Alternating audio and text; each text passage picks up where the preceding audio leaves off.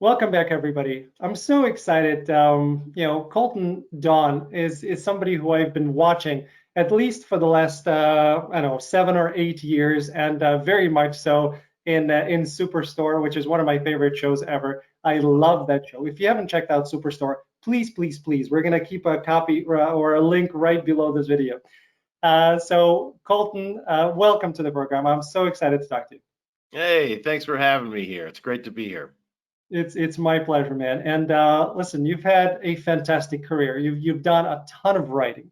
You've done a ton of acting. I'm going to ask you about all of those things, but we have to start where it started because you were born actually not far from where I am. You were born in Normal, Illinois. I'm in Chicago. Oh, Uh, okay. so very, very cool. I'm glad that a Chicago guy did well. Yeah, for sure. I was born in Normal. I didn't live there for very long. I only lived there until I was about 2.5, 3 years old, and then we moved up to Minnesota. But I still have a ton of family in Chicago, so I'm always down there. That's awesome. And then you were in St. Paul, and I think you started writing, some comedy and improv when you were still in high school, which is very cool. Yeah, And then right before going off to college, you did a thing that changed the rest of your life. I did. You went to New York for a couple of weeks. You fell in love with the improv scene. I think that's where you originally saw the operate Citizens Brigade, and then you came home, you went to college, and then 2 weeks later you said, "Nah, that's not me," and you went to New York. I love it. Yeah. I definitely would be careful of letting your kids take a trip to an amazing city right before they're supposed to start college in their hometown, because college does not seem as cool. Actually, the interesting thing about Mhm. my college experience was that I grew up in a neighborhood called St. Anthony Park. And so when I enrolled at the University of Minnesota, I had planned or thought that I was going to be living on the Minneapolis campus, which is St. Paul and Minneapolis, or the Twin Cities, Minneapolis being at the cooler of the two cities to a teenager. And so I was super excited to go live in the Minneapolis campus, and I ended up getting housed on the St. Paul campus, which coincidentally was in St. Anthony Park, where I grew up. So, going away to college, I really didn't go away anywhere. I just kind of went across the street from where I grew up. And, it just didn't have the same flavor as New York. When I went to New York, there was so much energy, and I got to see the Upright Citizens Brigade for the first time. And, it was pretty much a done deal. I was going to move out there. My goodness. All right, so one question, actually two questions on that. First, how did your parents react to it? And did they just say, "No, no problem, go to New York, buddy"? Well, my mom was actually really supportive. I'm sure that it terrified her. I can imagine now, being a parent myself, if one of my kids told me that they were going to just move to New York when they're 18 years old, I'd be terrified. So I don't know how she hit it, but she was very supportive. I think she knew, she understood, that this was something that I love to do, and that by possibly standing in the way of it would probably only make me want to do it more, and not talk to her, as opposed to keep talking to her and going after my dream. So, okay, so you've mentioned your mom. Did your dad have a different reaction? Well, my father wasn't actually really around when I was growing up, so he didn't Oh, really okay. have any say in that decision, at that point in my life. That makes sense. Thank you for that. All right. So the other question was, had you gotten the house in the Minneapolis campus, does that mean that you would not have left it and you would have not gone to New York? That's interesting. I don't know, because, at the time I was also performing with a theater called Comedy Sports, which was in Minneapolis. Okay. So I would have been, in close proximity to the theater that I worked at. I would have been on the Minneapolis campus. I'd like to think that no, that I probably still would have, had the itch to leave, but you never know. You never know why things happen, and I guess that's crazy life. It's true. And I love how kind of the whole Chicago thing has stayed with you throughout your career, including the Superstore. I mean, you're in St. Paul, obviously. The Superstore, I think, is based around St. Louis. So That's right. they go to Chicago for the headquarters. You've I think in Amsterdam when you were in a company there that was called Boom Chicago. That's Um, right. Well, I think Chicago just kind of permeated And the in New experience. York, I worked with a theater company called Chicago City Limits. Oh my goodness. Yeah, And then so I there's think definitely a Chicago connection. and I think Upright Citizens Brigade, I think they started in Chicago and then they They moved out. sure did. They sure Yeah. did. All right, good. I got my Chicago feel. We can move on. So when you got to New York and you were with Upright Citizens Brigade, was Amy still there, or who was there? Who were the regulars at that time? Oh yeah, when I started there, they were all there. Amy Poehler, Matt Besser, Matt Walsh, Ian Roberts. Those guys were all there. A lot of the Conan O'Brien writers were there, and as well as Saturday Night Live writers and stuff would hang out. It was a pretty cool scene. It was a very small group of people, not a ton of people. The theater. When it opened up, it was kind of a small thing. Now it's, this big thing. They have a whole school, and everybody knows about them, at least in the improv community. But at that time, it was a very new thing, and very new to New York, which is hard to do in New York, to make a name for yourself. And they were able to do that out there. So it was a blast. It was really, looking back, I was like really part of like a cool little moment in time for improv comedy. It's amazing. I love improv. I'm a Second City. Second City says I'm not an alum because I was never on their main stage and I didn't do Oh, the conservatory program. So my apologies, Second City. I've only spent a year and a half learning from you. So you're an that alumni. yeah, that's my kind of background. I loved it. Improv to me is in a way how I kind of got back into acting because I went. I mean, obviously watching TV and whose line is it anyway? But I went on a cruise line, I think to Alaska, and Norwegian Cruise Line, who is not a sponsor, and they should be. And they had Second City guys. Yeah. They were on the boat. I'm like, this is amazing. I have Second City right in my backyard. What the hell is my problem? And I went there and I started studying, and that kind of got me back into it. So, Oh, there you go. what's your favorite kind of flavor of improv? Because there are so many. What have you found that you enjoy most? I love them all. I started out doing short form improv comedy, which is a lot like Whose Line Is It Anyway, Yep. at Comedy Sports and stuff like that. And I love short form just because of the high energy. It really is just about being funny and being fun. And definitely a big audience pleaser, a broad audience. You don't need to know understand what improv is to really get what's going on stage. But then I also love doing long form, in different, structures like Harold or Laurent or all the types of different long form improv structures that there are out there are super fun. And if you're on stage in front of a crowd that's really into long form, it can be really a great exercise of just kind of getting an idea and just improvising for a while. And then, even one of my most favorite ones is just in the writer's room, just improvising, and using improv to write and to create stuff that, you then eventually get to see somebody make props for and people get costumes for, and then you shoot it and it becomes a reality. So, at all areas of how improv works, I enjoy it and I always have. Yeah. Have you had a chance to check out Middle Ditch and Schwartz? Oh yeah. Oh, it's so great. So Isn't it? funny. And Love it. and again, one of those things where I just feel like those that show's so great is that it really kind of brought that kind of long form style of improv into a palatable way, just because those guys are so incredibly hilarious, Yep. and you just like them. They're just likable dudes. And so it really is a great entrance for people to check out what long form is. But it's also incredibly good improv. Those guys are great. I love when they break, when both of them just say something and they find the situation itself they find hilarious and they make fun of Mhm. themselves. That's my favorite part Yeah. of it.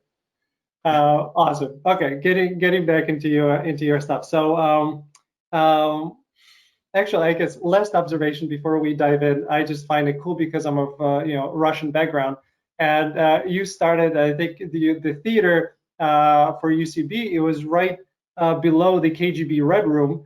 That's The right. whole idea of the Upright Citizens Brigade. What's with the whole Russian thing?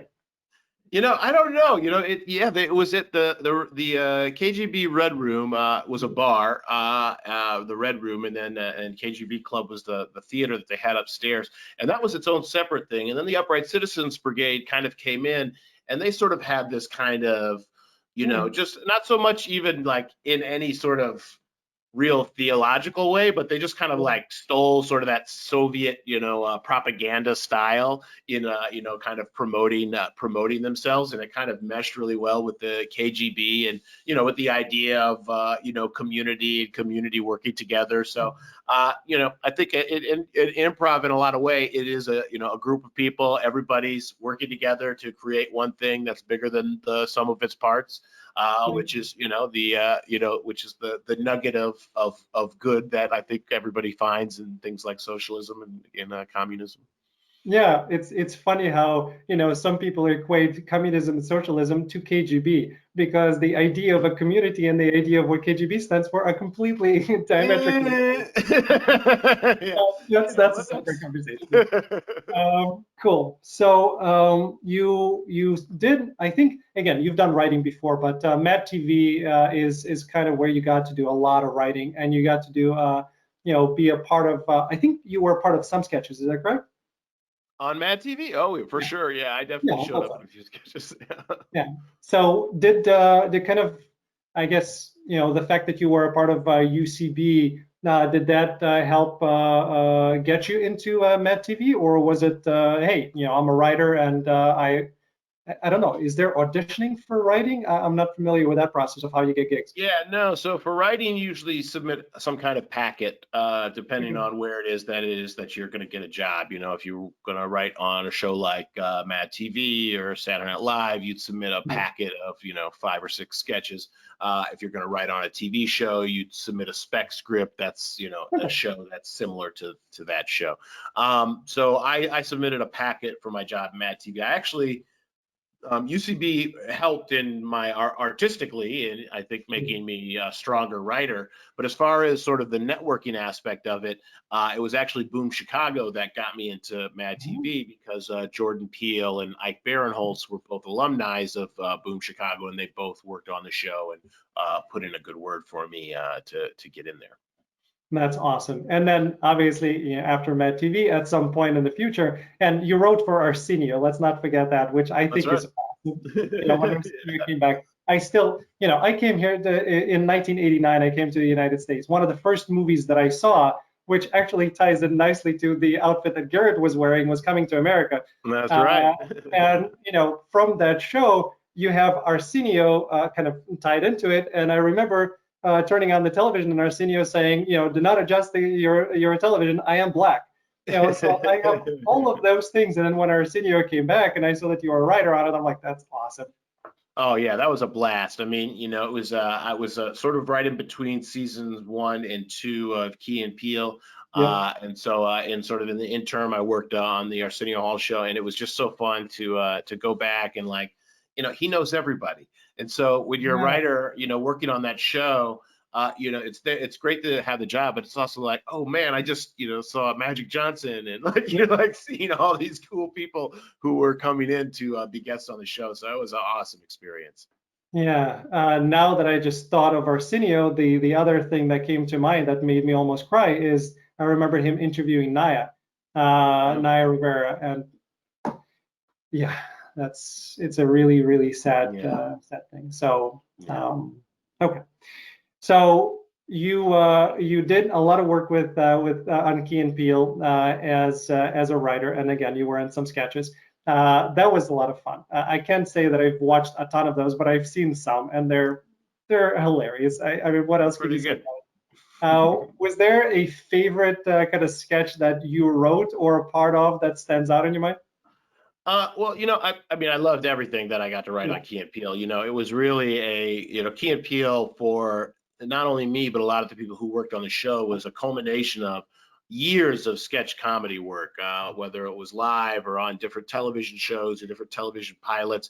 And all of us had kind of worked together in some places, but not in others. And then finally, all of us got together to work on this one show, and obviously with Keegan and Jordan, these two incredible, guys to sort of spearhead this show. And so every sketch, I think I love. I think that I'll probably point to just the sketches that are like really in my world of my sense of humor, Yeah. which are and people can look them up. There's two characters called the valets, Okay. who are just two valets who are super excited about Bruce Willis movies or Liam Neeson's movies, Yeah. and they call him Liam Neeson's. And they just sort of act out the things while they're waiting to valet different cars. And it's just guys who are joyful and excited about their new favorite action stars movie coming out. So I I love love those. Check it out. Key and Peele, it. the valets, Liam Neeson's. Absolutely. I'll try to find them and link at least one of them there. But again, Get that people, yeah, check out. link. Very cool. I love that. And then was Jordan kind of always into kind of horror and the psychological thriller type of things? Was that him before, or it became him after? No, man, he's always been he's always been like that.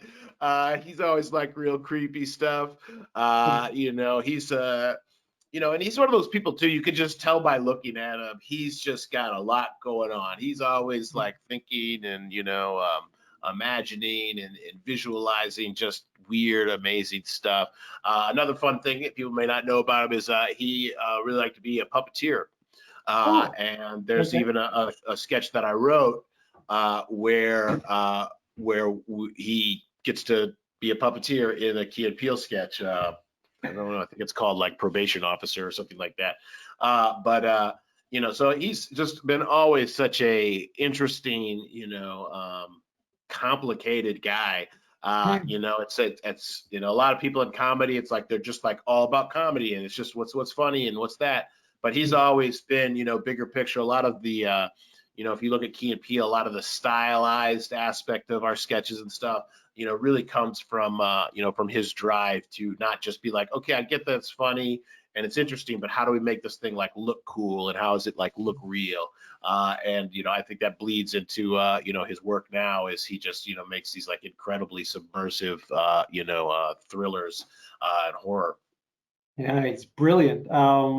Horror is not my genre because I'm a sensitive, empathic kind of guy. So I Sure. get scared and I don't want to, kind of swim in that energy.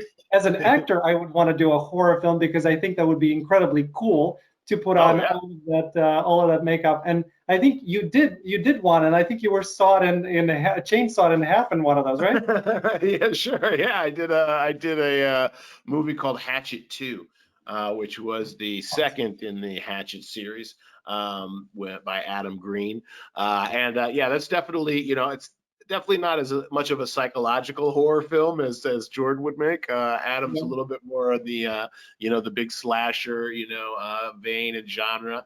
Wonderful, wonderful movie. I too was always like, I want to get killed in a movie. I think that'd be Yeah. so funny to be killed by a monster.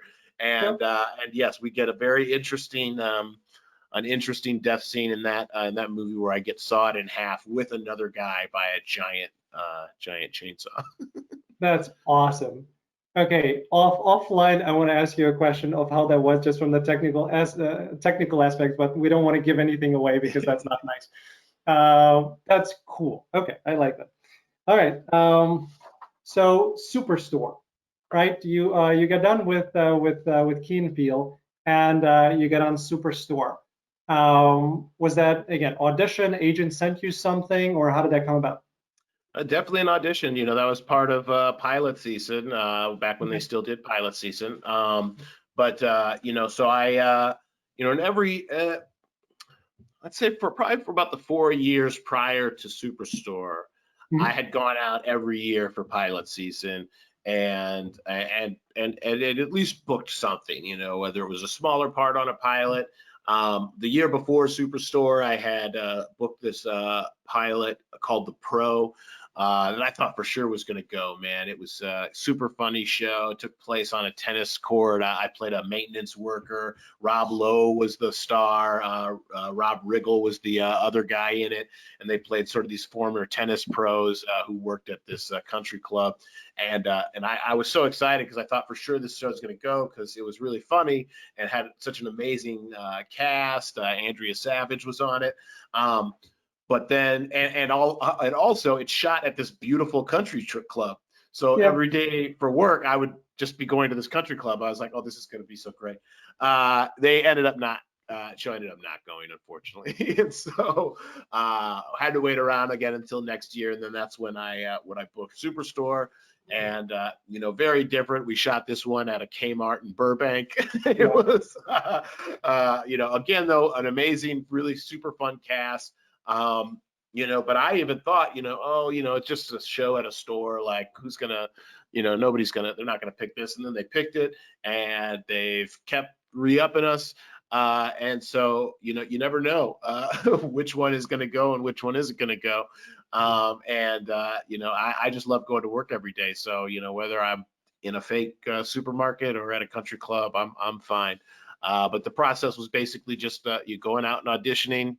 Do one round of auditions. You have a test where you kind of go in and test in front of the network and in front of the executives for the show. And then you just sort of sit and wait. And, ended up getting the call. Yeah. I want to come back to Superstore, but now that you've mentioned the pro, oh my God, I love Andrea Savage. Her show on True TV, I'm sorry, is one of the funniest shows I've ever seen. And I'm telling you, man, the Pro is a funny show. It had so many great people on it. Rosa Salazar, who plays in a bunch of like big movies now.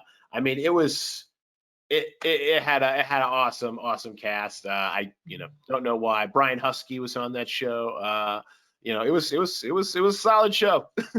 Okay, I really don't want to hear any more about it because I'm already depressed. I never made it. I can't believe it. Riggle and Lowe, I think that would have been hilarious to get. Riggle and Lowe wearing like little shorts, and Riggle was like the super angry, like aggro guy, and Rob Lowe was the sort of failed, tennis pro. It was just perfect. Everybody played to their strengths. You can't ask for anything more. Okay, if any network executives are watching this right now, or anybody on the streaming services, please go back, revisit that show. Let's make it happen. It's too release much. Release the pilot. Let the people decide. Right. Oh my God. All right. Sorry. Going back to Superstore. In the audition process, I imagine you also auditioned, along with people who were disabled, who were in a wheelchair. Sure. What was that process like? And just actually, from an actor perspective, from your perspective, did you feel kind of weird or bad about it? I guess I'm kind of looking from my perspective of I'm able-bodied. Am I taking away somebody else's job? I don't know, that whole kind of thing. For sure. I think that's something that is definitely part of conversation now, for sure, and was also part of the conversation back then when the part came up. And I remember thinking, that I didn't really have too much of an issue doing it because in my first read of the script, I kind of missed that he was even using a wheelchair because it wasn't like a big deal. It's not like it's not like this show's about a guy who uses a wheelchair and this is the story about what that's like. He's just, a character, and that happens to be one of his many attributes.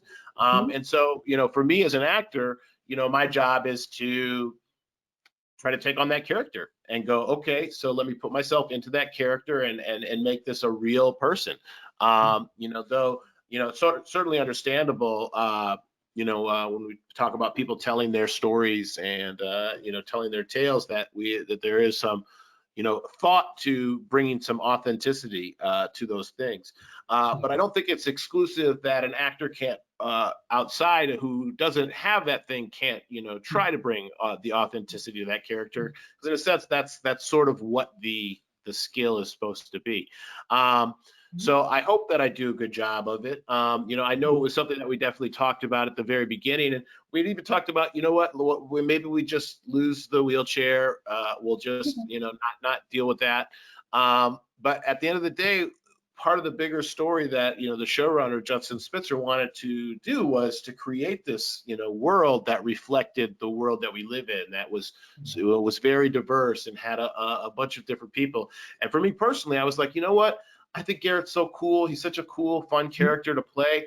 Like and I have I have family members who use wheelchairs, and for me, younger ones, and I was like, for them to watch a show where they see a character who's using a wheelchair, who is, that's, it's not like highlighted. It's not like some kind of very special episode. That's why that person's there. It's like that person's just part of the team with everybody else, being funny, sometimes being the coolest guy in the room. Like that's what I thought would be cool, to have that representation. And so I think that it's very important to have inclusion and make sure that not only that people with disabilities are going out for characters who have disabilities, but I also think that we should see a lot more people with disabilities going out with characters where the disability is not even part of their attribute. I know a lot of disabled actors out there that are really great, and they don't need to just go out when it's like, oh, we need somebody who's going to be in a wheelchair for this Law and Order episode. It's like, yeah, man, they should be going out for all the roles. And so, I'm hoping, to see a lot more of that type of inclusion in our industry, where we're seeing, all sorts of people, just like they've opened up sort of colorblind casting, in the last few years, where, a lot of times, the breakdown would be like, white male, Hispanic male, and they've kind of stopped doing that. And they're just like, they'll bring in anybody. Like, for our example, our show, Nico came in originally. The character of Mateo was Hispanic, but Nico obviously is Filipino, but that they brought in all sorts of people. And I think they just need to keep opening that up as much as they can, because at the end of the day, it's only going to make the products better. Agreed. Look, this is the life. We're seeing this everywhere around us. Why not see the proper representation on TV? It doesn't make sense to me. Exactly. And you're absolutely correct. There is, the fact that Garrett is in a wheelchair is a tiny part of what Garrett is about. Yeah. Garrett has, Garrett, you say that he's one of the coolest characters. I actually think he's the coolest character. I'm not just saying that because he's wrong. I think that's what Garrett is. He feels like he's the coolest guy. He has a lot of things to offer. We're going to talk about shoes in a second, and video games. So yeah, it's just a part of it. But I wanted to ask you kind of how that whole thing happened. So in terms of Garrett, I remember kind of reading and listening to what you were saying, is that I think Garrett started out as the comic book guy, and you're not a comic book guy. You're a video game guy, which, by the way, once my son found out, he loves you even more now, because he's a Fortnite addict, and we have to tear him away, at night. So you kind of got things where it started moving more in your direction of video games is your thing, right? Oh, for sure. I mean, I think Garrett still does have a love for comics, and that kind of comes out.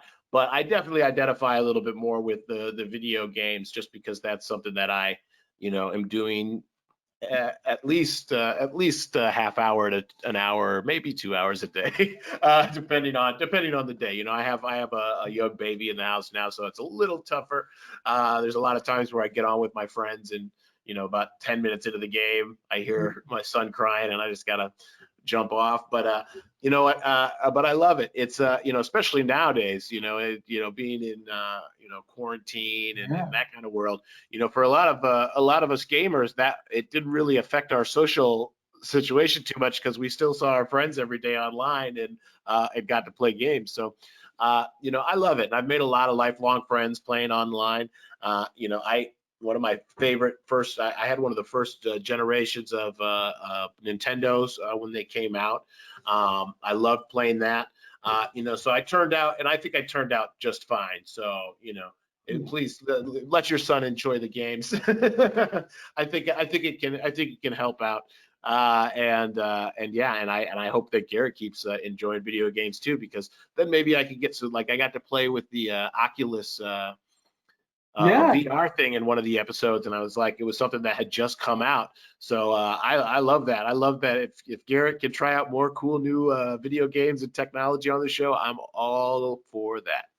Hey, listen, now that Amy is in corporate, she can send some stuff down. Yeah, come on, Amy. Very cool. And the shoes, right? So are the shoes based on Colton, or the shoes were just a Garrett script thing? The shoes were just a Garrett script thing, like I'm actually, I'm pretty tame when it comes to shoes Okay. myself. I wear, low tops, comfortable, really kind of shoes that you don't notice is sort of my thing that I like. But I've definitely learned a little bit from Garrett, and have found an enjoyment of Jordans and the whole sneaker culture. So I have probably 8 pairs of Jordans now, and every once in a while I'll break them out. If I'm feeling, feeling sexy. But yeah, it is such a big part of Garrett, and it's amazing how many people I hear back from who watch the show who that's like the main reason why they love Garrett, and they watch the episodes just to see what shoes it is that he's wearing, and they'll Twitter at me, or comment on Instagram like, oh, I saw you wear these Jordan 5s in that episode. And so it's amazing. It's really funny how important that is to a lot of people out there. Yeah. I one of the things that kind of drew me to that is because, well, you were on the show with a couple of really well-known and incredibly talented Canadians, Laura and Mark. So I don't know if they introduced you to Kim's Convenience, which is the #1 sitcom in Canada. No. So check it out. I highly recommend it. And one of the main characters there, his name is character name is Kim Chi. He's played by Andrew Fung, who just won the Best Supporting Actor this year. He has a huge shoe collection himself, and they use that as the part of his character. So I'm like, wait, am I seeing double? Is that the same thing with Colton? I'm gonna have to find this guy. Yeah. So I'll have to battle him with our collection of shoes that we've gotten from our TV shows. I think so. Now, so we have the 2 collections. We'll try to post some pictures so you can compare those if you like. Very cool. Speaking of Mark McKinney and Laura Ash, who are both incredible, and getting back to the improv, how much play, and yes, but for me, improv is play. How much play do you get to do on set? A ton. It's a ton of play. Yeah, I mean, could not stress that enough. Best job ever. We're constantly playing, and if it's a lot, especially the break room scenes, especially the first couple seasons when it was just Lauren and Mark at the front of the meeting. I mean, it is just like those days were the funniest days. I wish that people who are fans of the shows, I wish they just could set up a webcam for them to watch, because there's all those takes that you see in the show. Just imagine those takes happening 10, 15 times, and them going on for twice as long with just crazy impromptu songs and jokes and bits. It's amazing. It's a pleasure to work with both of them. They are certainly, they're both just hilarious and just incredibly talented comedians. So yeah, it's awesome. So much play. Unbelievable. And thinking back to what I said, I think I said Laura instead of Lauren. So Yeah. if I did, that'll be the second time that I screwed up her name in an interview. One of the interviews, I actually quoted her, and I got her name. So I reached out to her and saying, I can't believe I did that to you, Lauren. So there's my second. There you go. There you go. She loves apologies, so you can give her more. Listen, and Garrett, had to apologize plenty, and I think he'll still be doing that for seasons to come. For sure. By the way, Mark was kind enough to be open to appearing on the show, so hopefully he's very cool. He's going to be on. Awesome. I love Mark, and I No, I'm not going to make promises because I do the Glenn voice fairly well. So Oh, okay. I'm not gonna make promises that I will not use it during the interview. So Mark, if you're watching this, if that's a reason for you not to show up, then I guess I'll try not to. Um, very cool. All right. So last thing before we kind of jump into our lightning round. Actually, two things because I remembered one of the movies that I ended up watching recently that you were in is Blockers, Oh yeah. um, which I actually watched with my daughter who's about to turn 16. So that was a pretty interesting Perfect. experience. Yeah. You know, it's What this was that brain. like? You had a couple of very interesting scenes yourself. What was that process like? Man, that was just a blast, you know. Kay Cannon, who wrote the movie, Yeah. directed the movie.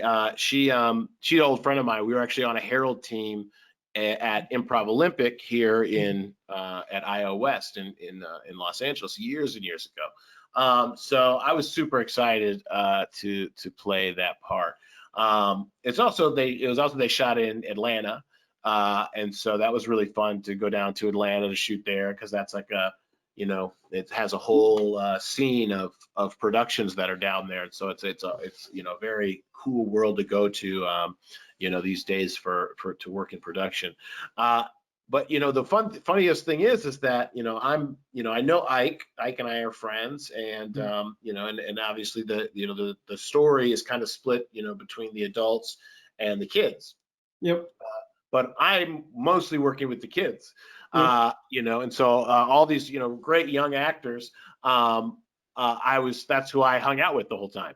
So everybody I hung out with was, 15, 20 years younger than me, and, hanging out, oh, let's go out to this club, or let's go out to this restaurant.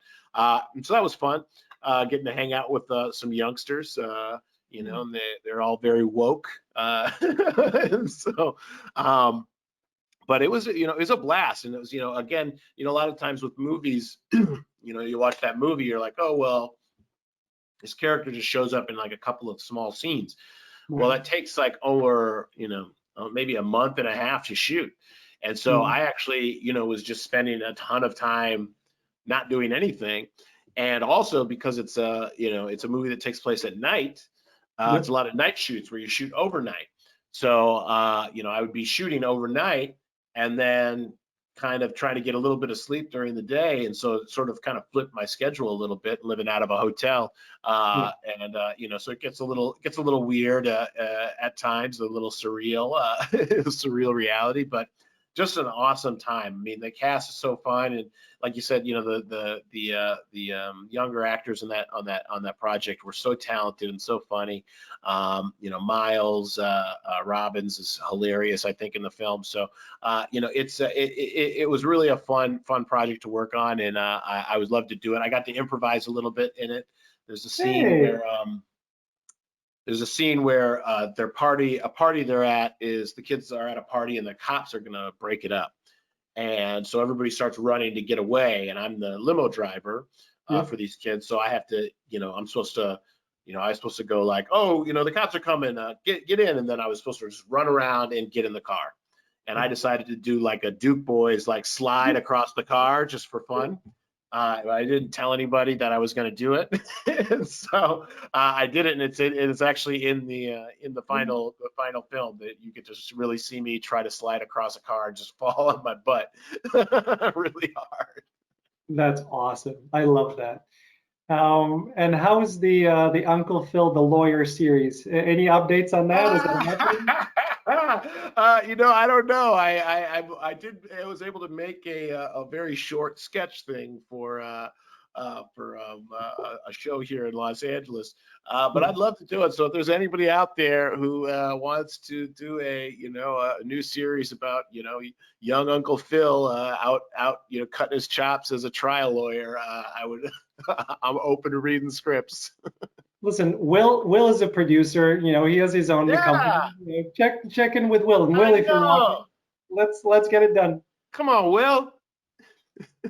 Awesome. All right. So time for our kind of newer segment that's called the Actors Lightning Round. So kind of shorter, quicker questions. All right. You've been on a lot of projects. It's huge number of projects. We didn't mention most of them. What was your favorite if you had to pick one experience out of all of them? Oh boy, that is tough. Yeah. But I mean, I'd have to say Superstore. Okay. It's a family and a project, and it's been my life for the last 5 years. So yeah, gotta go with Superstore. Hopefully for many more. Uh, Yes. Although now, again, the whole storyline, right? I know we're taking a tangent, of course, but with Amy's going to come back and she's going to shoot the first episode of season 6. Jonah is maybe going with her, maybe not. There's so many things that can happen. I want to know. So we need at least a few more seasons to figure You this whole gotta take at least 3 or 4 seasons to resolve thing. this.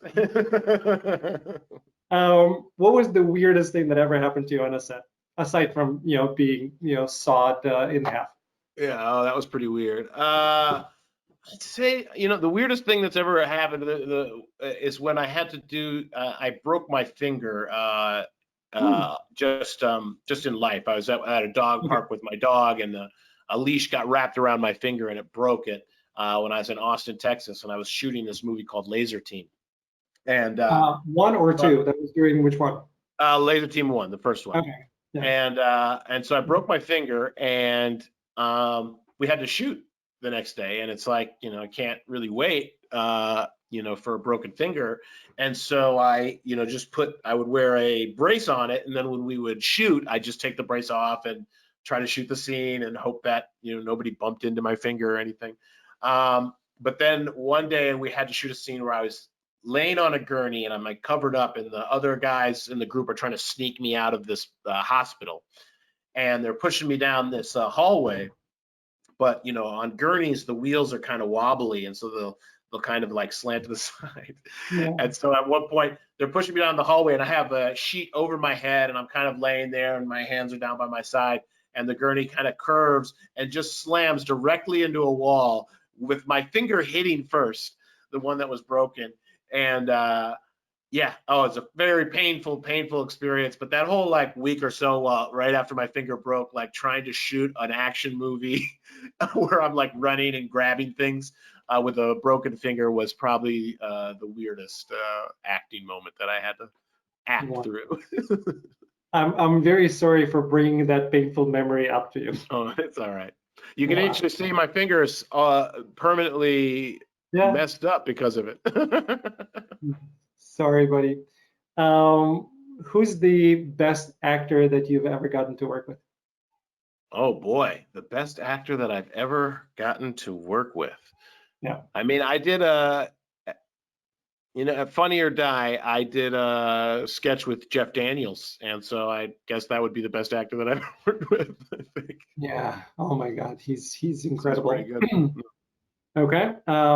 Which series or film out there now you wish you were cast in? Oh man, that's a good one. Oh, what series that's out now do I wish I was cast in? There's so many good series out there. I know. I know. You know what? Devs. I loved the show Devs on Okay. Hulu. All right. It's a sci-fi. It's a really weird sci-fi kind of spacey. I love that. That would be. I'd love to do something like that. Cool. All right. What's one thing that most people do not know about you? One thing that most people don't know about me. Let's see. I mean, geez, people know most things about me. Well, here's an interesting thing. I didn't eat fruit until I was about probably in my mid 30s. I Oh, started trying fruit. Yeah, I ate a little bit when I was a kid, but then I'd like stopped when I was probably like 15 or something. I just didn't want to eat any more fruit for whatever reason, and I didn't eat any fruit until my mid 30s. my goodness. Have you ever watched the Unbreakable Kimmy Schmidt? I've watched a few episodes, but not a lot. So there's in season 3, please guys check me if I'm wrong, but in season 3, Titus tries fruit for the first time, and he says that he's been eating fruit, but it turns out that he's been eating something that looks like fruit that's not fruit at all. Yeah, Funny. check that out. That's the first memory that popped into my mind when you said that. That's very That's interesting. very funny. And if you could change one thing about yourself, if there is one thing that you would like to change, what would it be? Oh man, one thing about myself that I could change. I wish that I could get more sleep. I wish I was better about getting the 7 to 8 hours of sleep. I think I always try to do it, and I maybe do it maybe once a week. I'll get that much, but for the most part, I usually do like somewhere between like 4 and 6 hours of sleep, and then I'll wake up and just be like, oh well, I'll just get up and start doing stuff, and just not enough sleep. I got to get more sleep. Got it. So is that a kind of just the way your body is, or is that because of your young child, or is it because you're up playing video games? All of those. So I think physically I just kind of end up waking up, and then yeah, I have the young child, and as a parent, that you get that moment after the kids go to sleep where you should probably just go to bed, but you're also like, oh, but this is my time to do stuff for me, and so Yeah. I do that instead of getting to sleep a lot of times. But I think as a whole over life, I have undervalued the importance of sleep. Yeah. I remember my kids are, 16 and 11. So when they were young, they had trouble falling asleep or they were just taking advantage of me. So I literally had a mattress in their room and I would fall asleep along with them, kind of holding their hand and then thinking that as soon as they fall asleep, I'm just going to walk out. A few hours pass and then finally I get out. So that was my experience. Yeah, yeah, that's happened a lot with my daughter. When I'll fall asleep with her in the room, and thinking that I'm going to get up and go back out and have dinner with my wife, and I'll wake up about 2 hours later with my wife like shaking me, like, "Hey, you said you were going to come out for dinner." I'm like, oh, I fell asleep. It's too relaxing. Awesome. All right, last question for you. If you had a chance to speak to a younger version of yourself and give one piece of acting advice, what would that advice be? Oh man, a younger version of myself. I guess the advice I'd give is just have fun with it. It's about having fun when you're going out on auditions. Just enjoy doing it. Don't get so worried about whether or not people are going to like it or like what you're going to do. Just try your best just to relax, breathe, and just enjoy it. And know that really when you're going to an audition, they're looking for somebody that they want to work with. Mm. And so, if you go in and you're all nervous and seem like a little off, like unless you give some dime, dynamite performance, they may not take you. But if you go in and you seem like a fun guy and a nice person to work with, you're already halfway through the door. So I just say to all myself and all younger actors, just try to enjoy it a little more and don't worry so much about whether or not other people are going to like what you do. Perfect. Well, listen, thank you so much for coming on. I have a ton more questions for you. We didn't get to talk about your acting approach, a lot of other stuff, whether you're a writer or an actor first. I have just 2 pages of notes and I've gotten through a part of that. So please come back. We can continue this. Sure. Of course. Well, thanks so much for having me. Thank you. It's such a pleasure. I still find it surreal that I get a chance to talk to you. I still watch reruns of Superstore, so I get you on the screen now. I get you on the screen. It's an incredible life. All So right. We'll have a heavenly day. yeah, thank you very much, Dave.